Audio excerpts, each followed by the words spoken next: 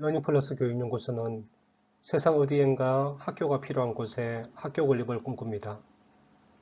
함께 꿈을 실현해가 하실 분들은 연락을 주시고 여러분들의 구독과 좋아요는 큰 힘이 됩니다.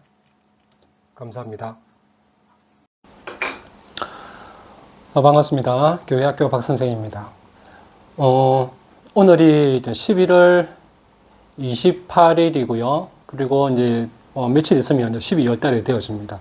연말이 되어지면 교회마다 다음 해 연도에 교회를 어떻게 운영할 것인가 하는 것을 이제 기도하면서 의논하면서 그렇게 준비를 하지 않습니까?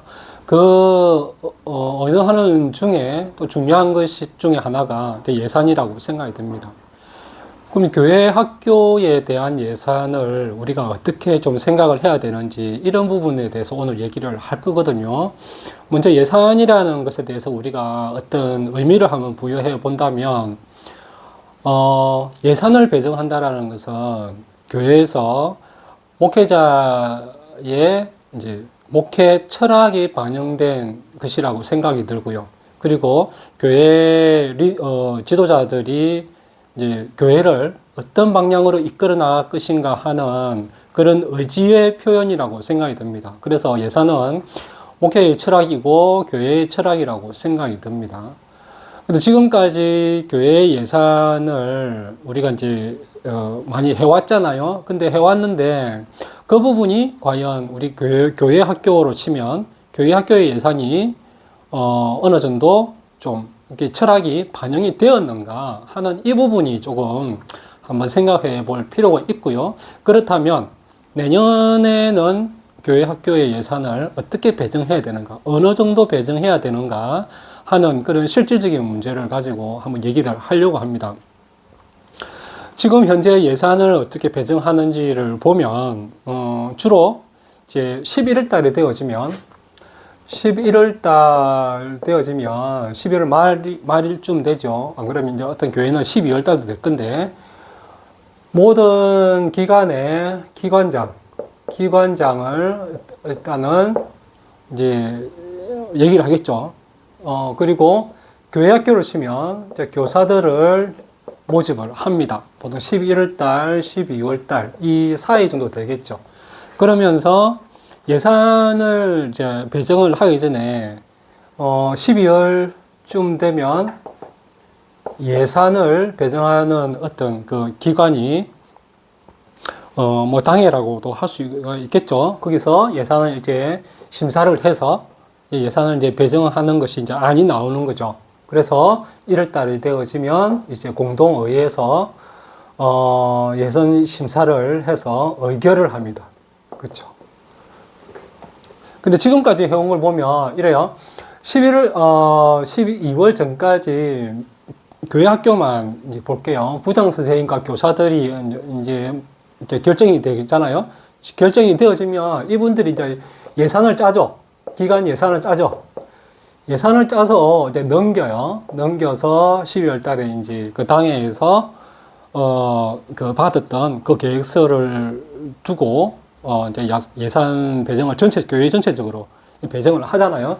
근데 이걸 보면 이 예산을 이렇게 짤 때, 교회 학교에서 예산을 짤 때, 이 교사들이 지금까지 계속 해왔던 교사들이 아니고 새로 뽑는 일이 많죠. 어느 교회는 뭐 2년 동안 하기도 하고, 또 기관장, 부장 선생님 같은 경우는 뭐 3년 이렇게 하는 데도 있습니다만, 그렇지만 결과적으로 새로운 교사들이 많이 투입이 되기 때문에 이 기관장, 부장 선생님하고 이제 교사 선생님들하고 또 모여서 내년도에 계획을 짭니다.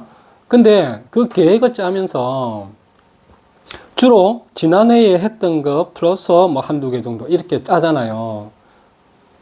근데 그렇게 짜면서 좀 깊이 있게 내년에 우리 아이들이 이런 상태니까 내년에는 이런 방향으로 가보자. 평소에 생각했던 것들을 서로 의논하고 계획을 짜는 것은 드물어요. 왜? 교사가 이제 시작하려고 하는 거거든요. 교사들이 몇 분이 나오면 뭐 대다수가 바뀔 수도 있지만 그렇잖아요. 그렇다 보니까 교사들이나 부장 선생님 평소에 교회 학교가 이런 방향으로 가야 된다 하는 어떤 그 중점 사안들이 그렇게 깊이 있게 고민하지 않는 상태에서 계획을 짭니다. 그렇기 때문에 무엇을 할지 모르는 교사들이 많고 또 어떻게 해야 될지 잘 모르는 교사들이 많기 때문에 그 계획이 어떤 단순한 그런 경험에 의해서 만들어지는 그런 이제 계획들이 많죠. 그렇기 때문에 예산이 지난해의 예산과 크게 다르지 않는 예산으로 집행이 되거나 지난해의 실적을 깨서 플러스 얼마 좀 더 해서 그렇게 예산을 그 다음 해 연도에 예산을 잡을 때가 많습니다. 그렇다 보니까 그 기준이 지난해의 실적이 되어지는 게 많아요. 그렇다는 얘기는 지난해에 했던 그 규모만큼 내년에도 똑같이 그렇게 시행이 된다는 거잖아요. 근데 교회 학교가 지금 어떤 상태냐? 우리가 그 고민을 한번 해보셔야 되는 거죠.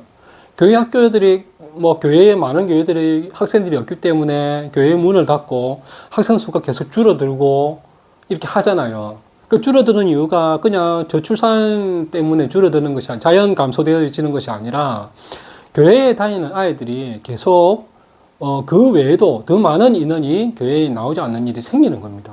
전도도 이렇게 예전처럼 잘 되지도 않고요. 그렇기 때문에 특단의 어떤 교회의 부흥을, 이제 그 교회 학교의 부흥을 위해서 어떤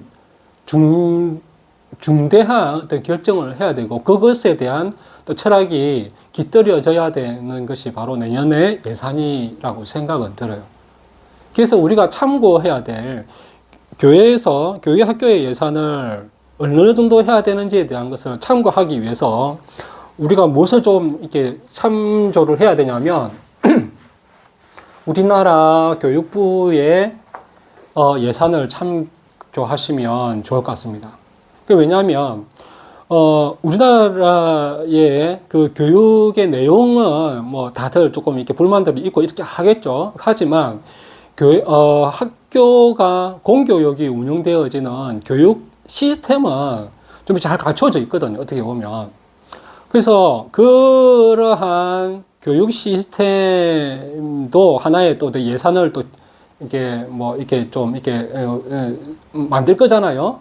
그 만드는 과정에서 크게 보면 무엇을 가지고 이렇게 하냐면 하나는 현재에 운영하고 있는 교육 시스템에 지속할 수 있도록 예산을 일단은 확보를 하려고 합니다. 그렇죠. 거기다가 이제 교육부의 수장이나 안 그러면 그 위에 분들이 우리나라 공교육에 이제 내년부터 이제 이런 식으로 해보자라고 하는 그런 철학이 담겨서 계획을 내년도에 또 계획을 짰죠. 방향을 잡고 계획을 짜겠죠. 그래서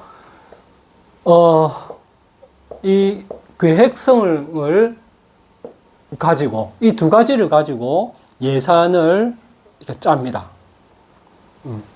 그러면 올해에 진행했던 이것을 계속 지속할 수 있고 또 내년에 새롭게 현실에 맞게끔 현재의 교육의 흐름이라든지 세계적인 어떤 교육의 흐름이라든지 이런 걸 참고해서 우리나라는 내년에 교육을 이렇게 하는 것으로 방향을 잡자라고 해서 계획을 짜는 거죠.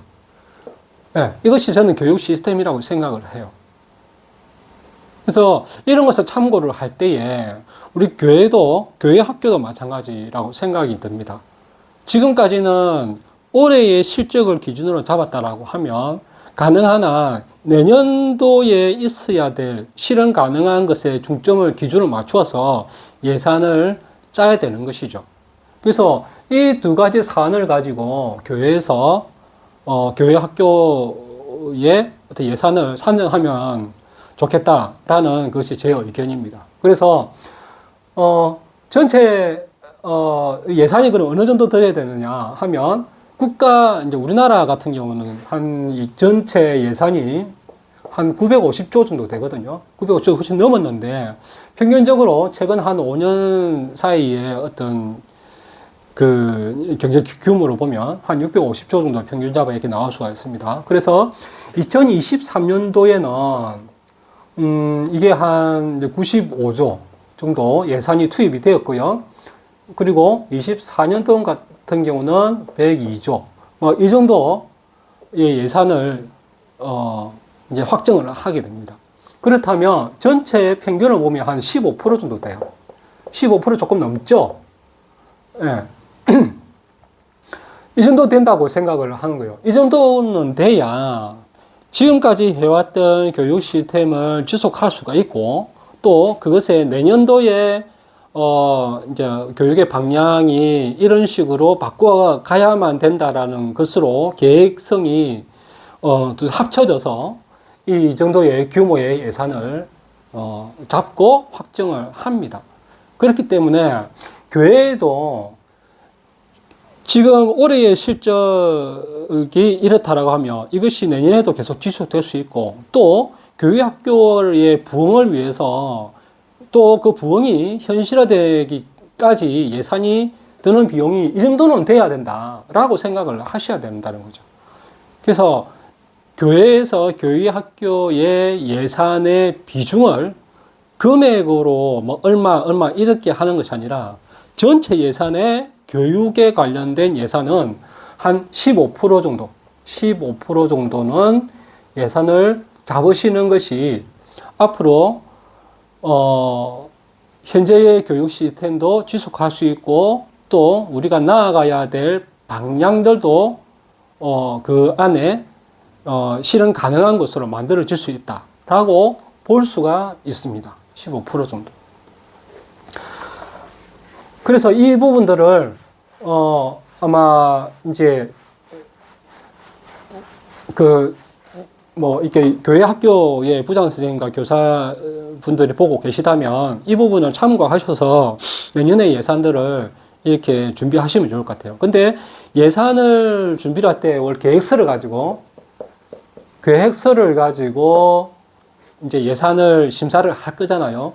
이 계획서에다가 내년도에 어떤 계획을 할 것인지에 대한 부분들은 이제 아까도 말씀드렸지만 교사분들이 한 해 한 해 새롭게 이제 결정이 되어지기 때문에 장기적인 어떤 플랜들이 나올 수가 없어요. 그렇기 때문에 내년에 계획을 한다라는 것이 너무 조금 단순하거나 심사숙고하지 않은 어떤 그 계획들이 나올 수가 있습니다. 왜냐하면 좀 오랫동안 생각을 거듭하면서 만들어지는 것이 이제 철학인데, 이 교사분들의 교육적인 그 철학이 반영하기에는 시간적으로 너무 부족해요. 계획서를 제출하는 시기가. 그래서 교회에서는 교회 학교의 예산을 일단 15%로 정해 놓으면 기존의 이제 운영인 지속성을 위해서 이제 올해 실적들이 어느 정도 있을 거잖아요. 그 실적 플러스 내년에 계획의 어떤 프로그램이나 사업들을 짤 건데, 이 부분까지 포함해서 15% 그냥 배정을 해 놓으시면 이 부분은 그대로 이행을 할 거고요. 이 계획을 하는 것은 먼저 이렇게 예산을 이제 배정이 되어 있기 때문에 남아있는 이 재정을 가지고 교사들과 부장 선생님들이 이 재정을 활용해서 무언가를 해보자라는 어떤 능동적인 반응으로 프로그램이나 사업들을 만들어낼 수 있는 그런 여지가 되어집니다. 그렇기 때문에 항상 예비비라는 개념으로 예비비라고 생각을 하지 마시고 아예 계획 재정이라고 생각을 하시고 이 부분을 포함을 해서 해주시면 돼요. 그리고 첫 번째는 일단 교사들이 어떤 프로그램을 만들 수가 있다는 것이고요. 두 번째는 이 예산을 가지고 학생들이 자기네들 그 수준에 맞는 학생 맞춤형으로 스스로 어떤 예산이 이렇게 있으니까 우리가 할 수 있는 것이 무엇일까라고 고민을 할 수가 있는 거죠. 그래서 어떤 창의적인 프로그램이나 자기 이제 학생들 수준에 맞는 이런 프로그램들을 만들어낼 수 있는 기회들이 제공이 된다는 것이죠. 그렇기 때문에 학생 중심의 어떤 프로그램들이 만들어질 수가 있는 기회를 제공하는 것입니다. 보통 이런 것 때문에 어떤 예비비를 가지고 활용을 하려고 하는 것이 있는데, 근데 중간에 교회에 요청하기가 쉽지가 않잖아요. 그래서 아예 이런 식으로 해 놓으시면 한 해를 거듭하고 두 해를 거듭하게 되면 이러한 것들이 계획이 만약에 이런 식으로 앞으로 하겠다라고 했을 때 새로운 교사들이 오더라도 또 부장 선생님이 새롭게 오더라도 이 여건 안에서 내년도의 계획을 적시에 그러니까 11월달, 12월달 계획서를 제출할 때 충분히 반영할 수 있는 그런 경험을 할 수가 있겠죠. 올해는 이게 변경이 되어지는 해에는 이렇게 만들어질 수가 있는데 이것이 한번 정착이 되어지면 앞으로 11월 말이나 12월 달에 예산 심사할 때 교회 학교에서도 충분하게 고민한 그런 계획들을 제출할 수가 있다라는 것입니다. 그래서 교회에서는 교회 학교에 어떤 변화를 주기 위해서 그리고 내년에 교회 학교의 어떤 부흥을 해야 되겠다라고 하는 어떤 의지가 있거나 어떤 그러한 교육 철학이 있다라고 하면 이렇게 반영을 하는 것이 어떨까 해서 오늘 교회 교육의 예산에 대해서 얘기를 해보았습니다.